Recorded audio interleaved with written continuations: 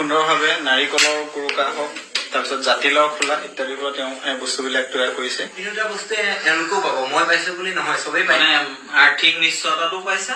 বন্ধুসকল, আজি কিছুদিনৰ পূৰ্বে মই মোৰ ভাতৃপ্ৰতিম এজন যুৱকৰ বিষয়ত এটা ভিডিঅ' নিৰ্মাণ কৰিছিলোঁ, যিটো ভিডিঅ'ই যথেষ্ট সমাদৰ লাভ কৰিছিলে।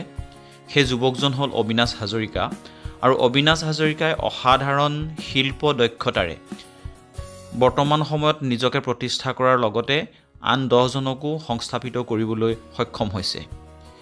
এই অবিনাশ হাজৰিকাৰে পাঞ্চজন্য কুটিৰ উদ্যোগৰ এখন নতুন বিপণী টিয়কত আৰম্ভ কৰা হৈছে। টিয়কৰ বিশিষ্ট সমাজকৰ্মী প্ৰদীপ চুতীয়াদেৱে বন্তি প্ৰজ্বলনেৰে এই অনুষ্ঠানটিৰ শুভাৰম্ভ কৰে। বিপণীখনৰ দুৱাৰ উন্মোচন কৰে অসম ঔদ্যোগিক আন্তঃগাঁথনি উন্নয়ন পৰিষদৰ অধ্যক্ষ শান্তনু পূজাৰীদেৱে। আৰু এই শুভাৰম্ভণি অনুষ্ঠানটোত মই উপস্থিত আছিলোঁ, আৰু আপোনালোকৰ বাবে সেই অনুষ্ঠানৰ কিয়দাংশ এটি ভিডিঅ'ৰ ৰূপত আগবঢ়াইছোঁ।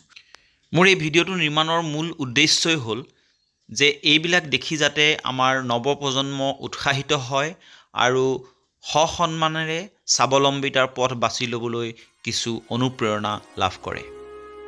পাঞ্চজন্যৰ এই বিপণীখনত উপলব্ধ হ'ব সম্পূৰ্ণ প্ৰাকৃতিকভাৱে উপলব্ধ আমাৰ কিছুমান থলুৱা সামগ্ৰী, যেনে বাঁহ, বেত, নাৰিকলৰ কুৰুকা ইত্যাদিৰে নিৰ্মিত বিভিন্ন প্ৰকাৰৰ আমাৰ প্ৰয়োজনীয় সামগ্ৰী, বিভিন্ন প্ৰকাৰৰ সজোৱা বস্তু, আৰু অত্যন্ত সুন্দৰ এই বস্তুবিলাক দেখিলে আপোনালোকৰ মন ভাল লাগি যাব।